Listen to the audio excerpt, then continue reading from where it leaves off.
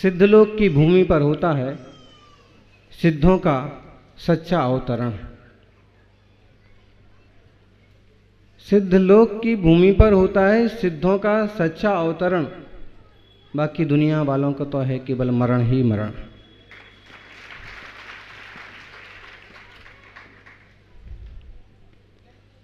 अवतरण में भी अब मरण एक अक्षर चेंज कर दो।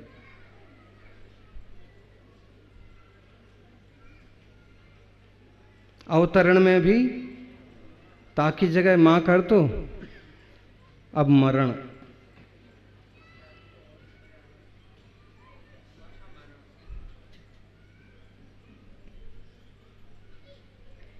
अगर रुचि से जन्म दिवस ही मनाते रहे ना तो और हो जाएगा अमरण। चले थे समाधि मरण करने के लिए, उलझ गए जंजालों में। इतने बैंड होना, इतने गीत होना, इतने लोग होना, इतनी व्यवस्था होना, एक एक सांस कीमती है। और जो सांस गई वापस आएगी कि नहीं इसकी कोई गारंटी नहीं है। बोलो कन्नू भाई, डाया भाई, सांस गई वापस आएगी?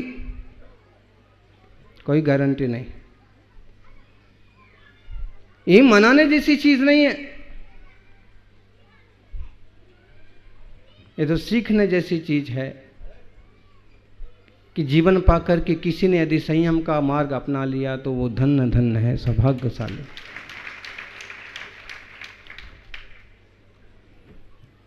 गाते हैं बार बार दिन ए आए, और बार बार दिल ए गाए हैं? और मैं कहता हूं कि ये दिन कभी ना आए। ये दिन कभी ना आए। बार बार आने का मतलब है तुम्हारी बहुत इच्छा है। और बार बार दिन क्या आएगा? बार बार एक सेकंड में, एक सांस में 18 बार जीने मरने का दिन भी आ जाएगा। चिंता मत करो, बहुत चाहिए ना बार बार दिन। आलू का जीव होता है, जमीकंद के जीव होते हैं छोटे जो दिखते नहीं आंख से, वो एक सांस में 18 बार जीते हैं, मरते हैं। उनने भी गाने बहुत गाए होंगे। लो कि बहुत शौक है ना जन्म का।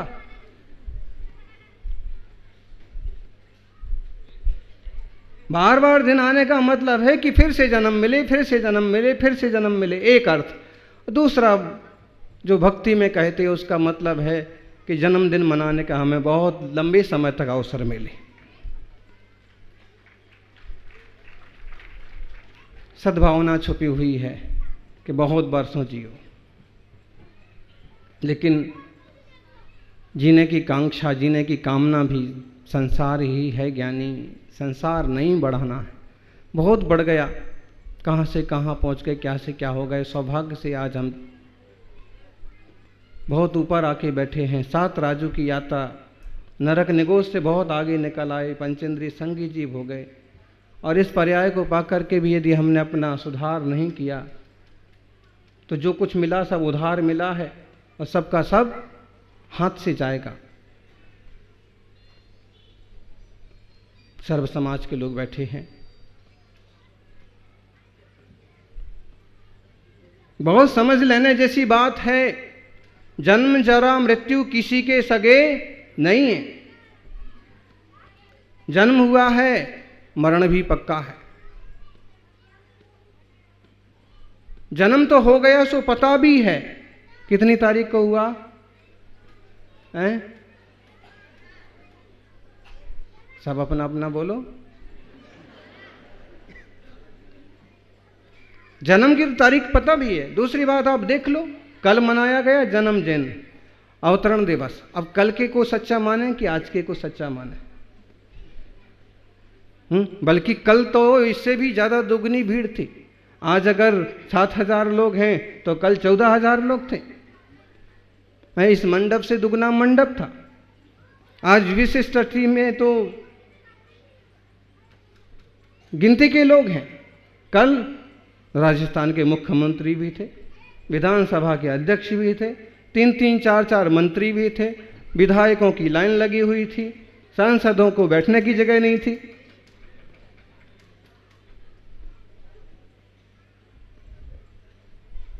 तो कल का दिन सच्चा कि आज का?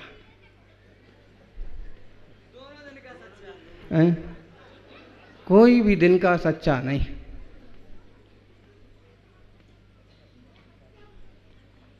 संसार की तरफ से विचार करो तो बोलो आज की तारीख में जन्म हुआ था, और कितने जन्म नहीं हुआ, मरण हो गया 42 साल का। तो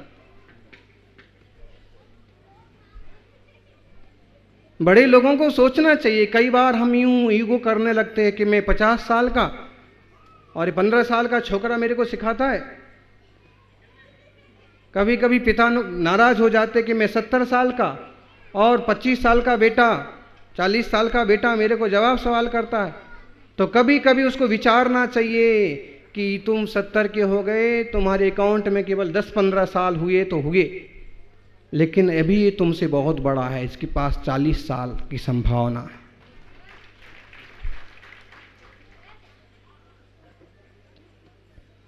सच में एक शुद्धात्मा ही अजरा है, अमरा है। सिद्ध जो हो गए ना, भगवान जो बन गए, सारे कर्म जिनने नष्ट किए, पाप जिनने नष्ट किए, विकार जिनके खत्म हो गए, वासनाएं जिनकी खत्म हो गई, वो सिद्ध भगवान, उसी को हम कहें शुद्धात्मा। कि एक शुद्धात्मा ही अजरा है, अमरा है, बाकी देहादि पदार्थ सब कूड़ा है, कचरा है। हमें जो जो कुछ मिला है, जो हम ओढ़ के बैठे हैं, ये हमारा नहीं है। सच्ची बात यही है। लोग व्यवहार में हम सब कुछ करना को करेंगे कि हमें एक कॉलेज भी खोलना है, हमें समाज के लिए व्यवस्थाएं बैठाना, हमें परिवार के लिए करना, लेकिन ये पक्का मान के चलिए कि इसमें से एक अणु भी आपके साथ जाने वाला। फिर आप कहोगे ये काम क्यों करे जाते हैं? ये इसलिए करे जाते हैं कि ताकि पाप से बचें और पुण्य में लगे रहें। अगर हम शुद्ध नहीं हो पा रहे, शुद्धात्मा का ध्यान नहीं कर पा रहे हैं, तो कम से कम इतना तो करें।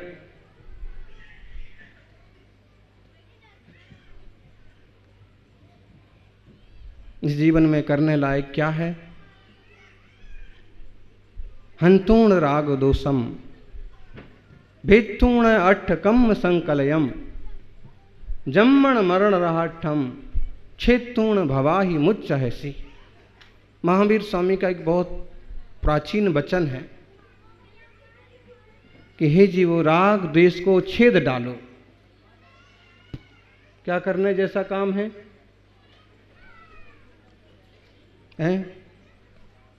गाना बजाना नाटक तो चल ही रहे हैं, अनादिकाल से चलते रहेंगे।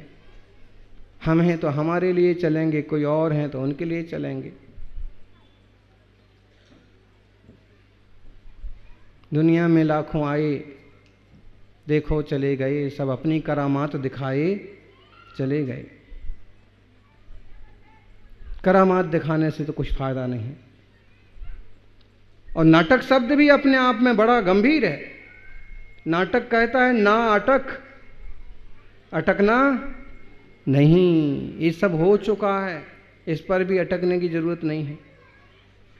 जो नहीं हुआ है उस पर ध्यान दो, जो चला गया है उसके पीछे मत रो, जो तुम्हारी मुट्ठी में है उसकी कीमत करो, उसका सदुपयोग करो।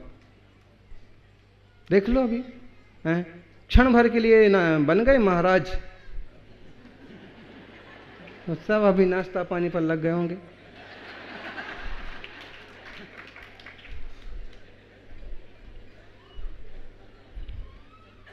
और वो तो अच्छा है कि समाज के धार्मिक कार्यकर्ता युवक बच्चे हैं, वरना कभी कभी तो भाड़े के लाना पड़ते।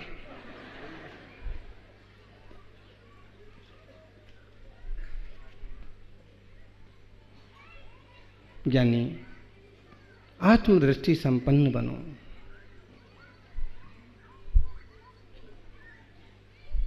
राग द्वेष छिद जाए। राग ना हो, द्वेष ना हो, मोह ना हो, विषय विकार ना हो, 8 कर्म रूपी सांकल टूट जाए। ज्ञान का आवरण पड़ा है, दर्शन पर आवरण पड़ा है, सुख पर आवरण पड़ा है, शांति पर आवरण पड़ा है, आयु कर्म की पराधीनता है, साता असादा की पराधीनता है। शांति से बैठे हो तो अच्छा लग रहा है, और जरा सी विपत्ति आ गई तो बुरा, सम्मान हो गया तो अच्छा लग रहा है, अपमान हो गया तो बुरा, देर नहीं लगती। ये सब कर्म हैं, ये सब विकार हैं, ये भी खत्म होना चाहिए।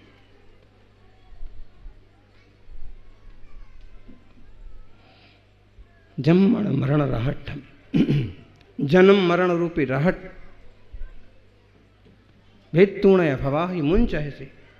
जन्म जरा मरण का चक्र तोड़ करके संसार से मुक्त हो जाओ, इसमें ही सार है, फायदा है। यानी संसार में तरह तरह की समस्याएं आएंगी, लेकिन सोच सीधी रखो, कर्म सीधा करो। एक व्यक्ति थे, बहुत ज़्यादा चिंतित थे, टेंशन में, विकल्प में, रोज रोज परेशान हो जाया करते थे। बेटा आया, उसने, छोटा बेटा 8-9 साल का, 10 साल का, उसने पापा स्कूल का होमवर्क करा दो। वो टेंशन में थे, चिंता में थे, विकल्प में थे। अपना होमवर्क खुद कर लो, मेरे से नहीं होता है, मेरे को समझ में नहीं आता, मम्मी से कर लो। मम्मी ने कहा पापा के पास जाओ, उन्हें झड़क दिया, जाओ अपने रूम में बैठो। चला गया,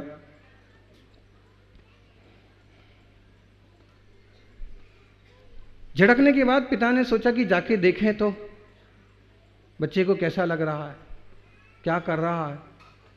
गए, तब तक वो अपना कुछ होमवर्क करके, लिख करके सो गया था। कॉपी खुली की खुली रखी थी। उन्होंने देखा कि क्या होमवर्क है, टाइटल पढ़ा, हेडिंग पढ़ी, हेडिंग में लिखा था वे चीजें जो शुरू में हमें अच्छी लगती हैं, वे चीजें जो शुरू में हमें अच्छी नहीं लगती हैं और बाद में अच्छी लगती हैं। वे चीजें शुरू में जो हमें कठिन मालूम पड़ती हैं और बाद में सुखदायी मालूम पड़ती हैं। सबसे पहला लिखा था, इस होमवर्क में उसको 3-4 पॉइंट लिखना थे। उसने लिखा था, मैं अपने फाइनल एग्जाम को बहुत धन्यवाद देता हूं, क्योंकि शुरू में एग्जाम बिल्कुल अच्छे नहीं लगते, लेकिन जब एग्जाम देते हैं, परीक्षा देते हैं, परीक्षा फल आता है तो ही पास होते हैं, तो ही आगे बढ़ते हैं। अपने मन से बच्चे ने लिखा। दूसरी बात लिखी,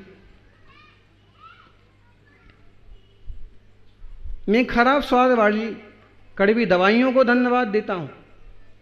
कड़वी दवाई, कड़वे करेले खाने में तो खराब लगते हैं, गुरु की डांट सुनने में तो बुरी लगती है। कड़वी दवाइयों को धन्यवाद देता हूं, जिनके कारण से मैं स्वस्थ रह पाता हूं, मेरा बुखार दूर हो जाता है। तीसरी बात लिखी थी, सुबह जगाने वाली अलार्म घड़ी को मैं धन्यवाद देता हूं, क्योंकि जब सुबह जगाती है तो बड़ा बुरा लगता है, टन टन की आवाज़ आती, लेकिन जाग करके जब पढ़ते हैं, लिखते हैं तो ही आगे बढ़ते हैं, कुछ काम करते हैं तो ही आगे बढ़ते हैं। मैं उसे धन्यवाद देता हूं। आगे लिखा था, मैं ईश्वर को, भगवान को भी बहुत धन्यवाद देता हूं। मैं अपने सौभाग्य को बहुत धन्यवाद देता हूं कि मुझे ऐसे अच्छे पिता मिले, मुझे ऐसे अच्छे गुरु मिले कि जो भले डांटते हैं लेकिन मौके पर मेरी सुरक्षा करते हैं, मेरे भोजन का बंदोबस्त करते हैं, मेरे रहने सहने की व्यवस्था का ध्यान रखते हैं। इतना लिख करके बच्चा सो गया। पिता ने पढ़ा, विचारों में खो गया, उसने विचार किया और उसके आगे उसने चिंतन किया, उसको भी मन में आया, उसकी भी थिंकिंग, उसके भी विचार बदल गए। दो लोग अगर कोई वस्तु चेंज करते हैं तो चीज़ें बदलती हैं और इसकी चीज़ उस पर आती, उसकी चीज़ इस पर आती। लेकिन अगर कोई लोग विचार चेंज करते हैं तो विचार दोनों के पास दो दो हो जाते हैं, इसका विचार उसके पास, उसका विचार उसके पास, दुगना हो जाता है। पिता ने विचार किया, मुझे घर के सारे खर्च उठाना पड़ते हैं। शुरू में बुरा लगता है, लेकिन इसका मतलब है कि कई सारे लोग मेरे से जुड़े हुए हैं, मेरी पत्नी है, मेरे बच्चे हैं, माँ बाप हैं, इस सबको धन्यवाद। कठिन लगता है, लेकिन उन लोगों से बहुत अच्छा हूं जिनके पास कोई व्यक्ति सुनने को पूछने को भी नहीं, जिनका कोई परिवार नहीं। दूसरी बात, मुझे पूरी परिवार की जिम्मेदारी उठाना पड़ती है। इसका मतलब है कि मेरी कोई सामाजिक हैसियत है, मुझे दान देना पड़ता है। इसका मतलब है कि मेरी कोई प्रतिष्ठा है। कंगलों के यहां कोई मांगने को नहीं जाता, गलत बोलने वालों के यहां कोई मांगने को नहीं जाता। इसका मतलब है कि मेरी कोई प्रतिष्ठा है। इसका मतलब है कि मैं एक प्रतिष्ठित व्यक्ति हूं। कठिनाई को भूलो, अच्छाई पर ध्यान दो।